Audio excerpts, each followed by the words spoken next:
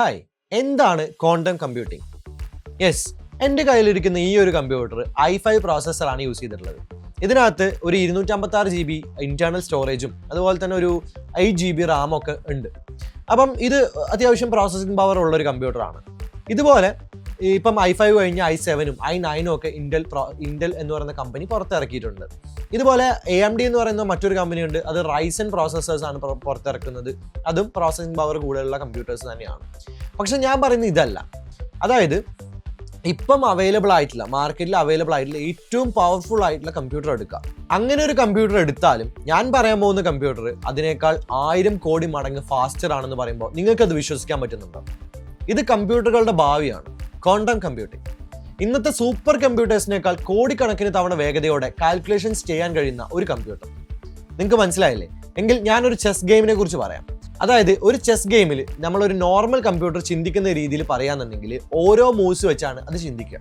പക്ഷേ നമ്മളൊരു ക്വാണ്ടം കമ്പ്യൂട്ടറാണ് അവിടെ യൂസ് ചെയ്യുന്നുണ്ടെങ്കിൽ അവിടെ എല്ലാ മൂവ്സും ഒറ്റയടിക്ക് ചിന്തിക്കുകയും അതിനകത്ത് ഒറ്റയടിക്ക് അതിൻ്റെ ആൻസേഴ്സ് മനസ്സിലാക്കുകയും ചെയ്യാൻ കഴിവുള്ള ഒരു കമ്പ്യൂട്ടറാണ് ക്വാണ്ടം കമ്പ്യൂട്ടർ എന്ന് പറയുന്നത്.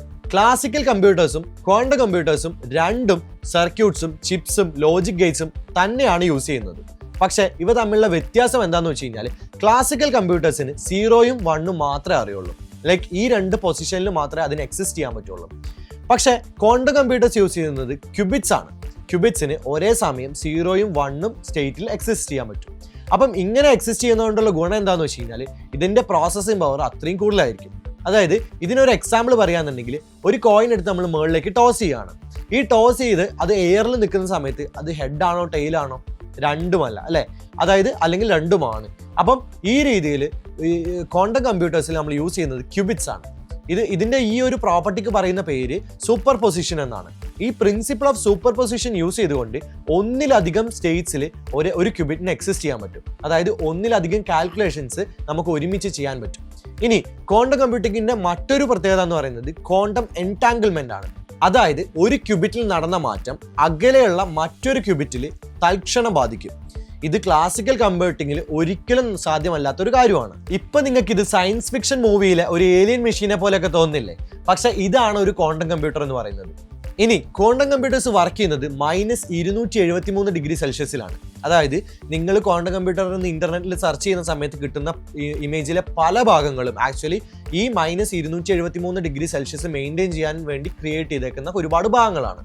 2019 ഗൂഗിളിന്റെ സിക്കാമോർ ക്വാണ്ടം പ്രോസസർ ക്ലാസിക്കൽ സൂപ്പർ കമ്പ്യൂട്ടേഴ്സിനെ പോലും പരാജയപ്പെടുത്തിയിട്ടുണ്ട്. ക്വാണ്ടം സുപ്രീമസി എന്ന് പറയുന്നത് ഇത് തന്നെയാണ്. അതായത് എക്സിസ്റ്റിംഗ് ആയിട്ടുള്ള ഏതൊരു സൂപ്പർ കമ്പ്യൂട്ടറിനെയും നമുക്കൊരു ക്വാണ്ടം കമ്പ്യൂട്ടർ വെച്ച് പരാജയപ്പെടുത്താൻ പറ്റുമെന്ന് കാണിക്കുന്നത്. ഇനി ക്വാണ്ടം കമ്പ്യൂട്ടിംഗ് എവിടെയാണ് യൂസ്ഫുൾ ആയിട്ടുള്ളത്? AI, cyber security, weather forecasting, drug discovery എല്ലായിടത്തും നമുക്ക് ക്വാണ്ടം കമ്പ്യൂട്ടിംഗ് യൂസ് ചെയ്യാം. ഇനി നിങ്ങളുടെ ഫ്യൂച്ചറിന് ഒരു ഹിന്റ് പറഞ്ഞു തരാം. ക്വാണ്ടം കമ്പ്യൂട്ടേഴ്സ് എന്ന് പറയുന്നത് അടുത്ത ബിഗ് തിങ് ആണ് ഹാപ്പൻ ചെയ്യാൻ പോകുന്നത്. അതായത് ക്വാണ്ടം കമ്പ്യൂട്ടേഴ്സിനെ കുറിച്ചും കമ്പ്യൂട്ടിങ്ങിനെ കുറിച്ചും മനസ്സിലാക്കിയിരിക്കേണ്ടത് ഇപ്പോഴത്തെ നീഡാണ്. യെസ്, ക്വാണ്ടം കമ്പ്യൂട്ടിംഗ് നമുക്കൊരു അത്ഭുതമായി തോന്നിയേക്കാം. പക്ഷേ നിങ്ങൾക്ക് ക്വാണ്ടം കമ്പ്യൂട്ടേഴ്സിനെ കുറിച്ചും കമ്പ്യൂട്ടിങ്ങിനെ കുറിച്ചും കൂടുതൽ അറിയണമെങ്കിൽ കമന്റ് ബോക്സിൽ ഒരു യെസ് എന്ന് ടൈപ്പ് ചെയ്താൽ മതി. നമുക്ക് കൂടുതൽ വീഡിയോസ് ആയിട്ട് ഇനിയും കാണാം. Thank you.